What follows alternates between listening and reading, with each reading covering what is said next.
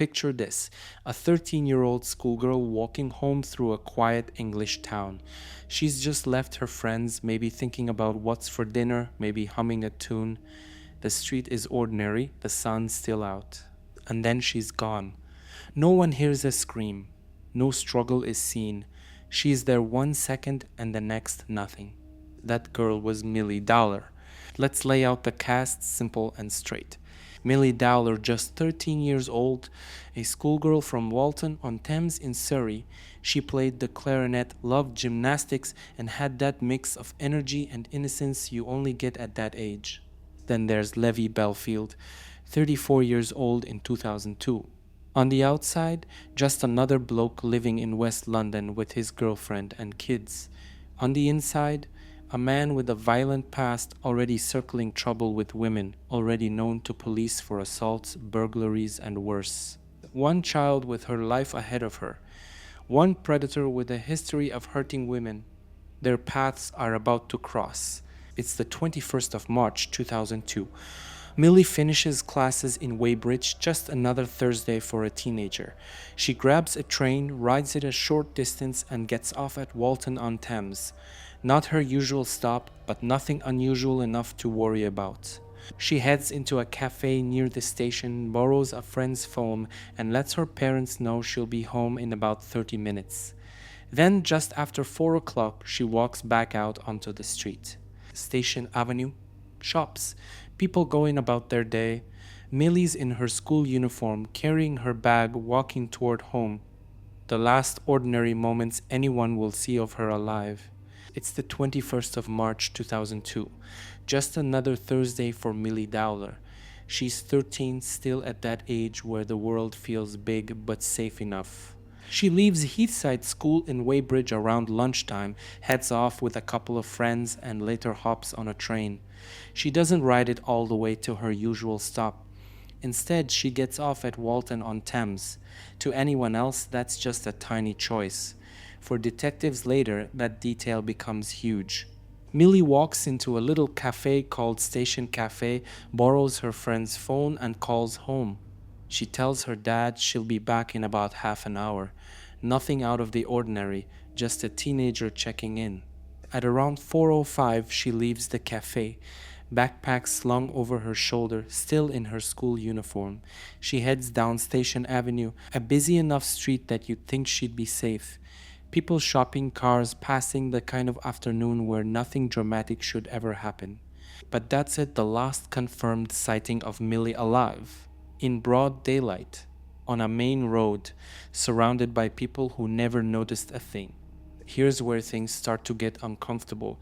While Milly is walking down Station Avenue, surveillance cameras catch something. A car, not just any car, a red Daewoo Nexia driving past around 4:30 in the afternoon. On paper, it's nothing. Cars go by all the time.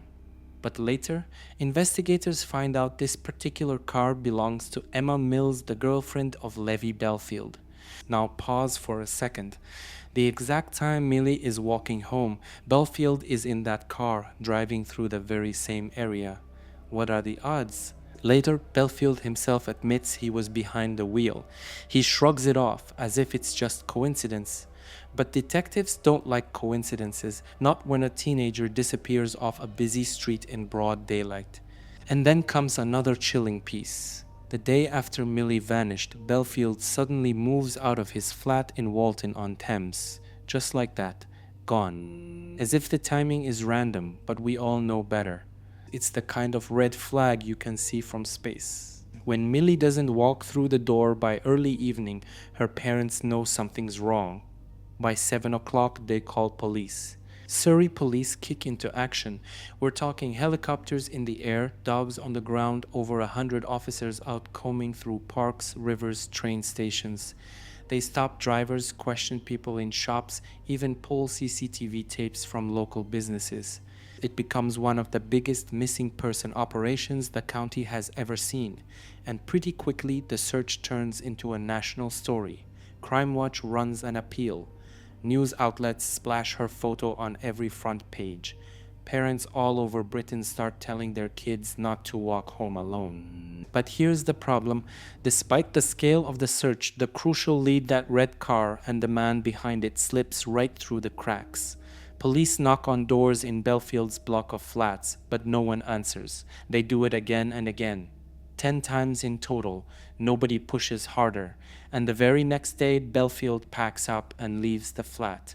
He's effectively hiding in plain sight while the biggest search in Britain is unfolding right under his nose. 6 months pass. Posters fade, tips dry up. The Dowler family is still living in the nightmare of not knowing. Then in September 2002, the case takes a brutal turn. A group of mushroom pickers in Yateley Heath Woods, Hampshire, stumble on human remains. It's Milly. The forest is quiet, isolated, the kind of place you only find if you're looking for something specific. The body is badly decomposed. Months of exposure have stripped away almost everything investigators could use. No clothing is found, no phone, no personal belongings. That means almost no forensic evidence. For detectives, it's devastating. For Milly's parents, it's the final confirmation they never wanted. She wasn't missing. She was gone. The search for Milly doesn't just draw in local police anymore, it becomes a nationwide obsession. At the center of it all, detectives like Colin Sutton, a senior officer who will later help piece Bellfield's history together. Sutton has a reputation for pulling threads that others miss, and in this case, there are plenty of loose ones. But while detectives grind through leads, the press is circling like sharks. British tabloids take the case and spin it into front-page drama. They splash Milly's face everywhere, push emotional headlines, and promise new breakthroughs even when none exist. Families like the Dowlers want answers, but instead they get constant media pressure. And then years later, the world finds out some of those tabloids weren't just reporting, they were hacking. Listening to Milly's voicemail, deleting messages to free up space, which tricked her family into thinking she might still be alive, still checking her phone. That single act of intrusion gave false hope at the cruelest possible moment. So while detectives wrestled with red cars and timelines, the press turned the Dowler family's grief into headlines and made the wound even deeper. For years, Milly's case hangs in the air with no arrests, no prime suspect. But in 2004, police in London start looking into a different string of crimes. Young women attacked near bus stops late at night in areas close to where Bellfield lives and works. 2 women, Marcia McDonnell and Amelie Delagrange, are murdered.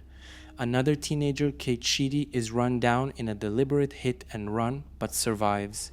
All of these attacks happen within a tight area of West London. Police pull phone records, CCTV, car sightings. The same name keeps popping up, Levi Bellfield.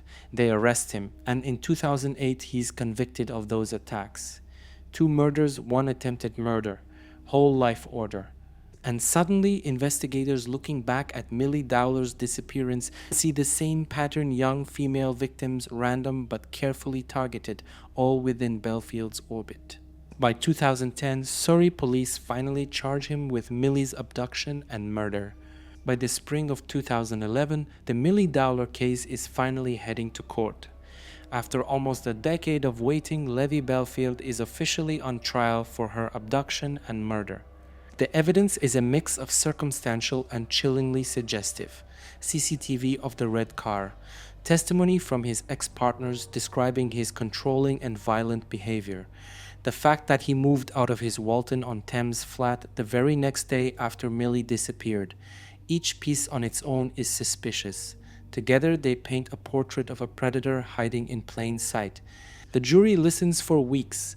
They hear about his other victims, his history of violence, his manipulative personality. And on the 23rd of June 2011, the verdict comes back: guilty. Bellfield is handed a whole life order. That means no parole, no reduction, no chance of walking free. In Britain, only the most dangerous criminals ever get that sentence, and Levi Bellfield joins that grim list. For the Dowler family, it's justice on paper. But the cost? Nearly 10 years of agony before the truth was spoken out loud in court. Even after being locked away with a whole life order, Belfield kept playing games. For years, he denied killing Milly. Then, in January 2016, police revealed that he had finally confessed. He admitted he abducted her, assaulted her, and murdered her. For the Dowler family, that meant the truth was out at last. But almost as quickly, he changed his story again, denied it, claimed the confession was false. That back and forth wasn't just cruel, it piled fresh pain on top of years of trauma. By that point, the damage was already bigger than one man's crimes. Police had missed chances. The press had hacked into Milly's voicemail and handed her parents false hope, and the family had been dragged through a decade of public scrutiny before they even saw justice. So yes, Belfield will die in prison. But the echoes of his actions, the institutional failures, the media scandals, the way the Dowler's private grief was turned into public spectacle, those never go away. And that's the haunting part. Sometimes the monster isn't just the man who committed the crime, it's the whole system that let him hide in plain sight for so long.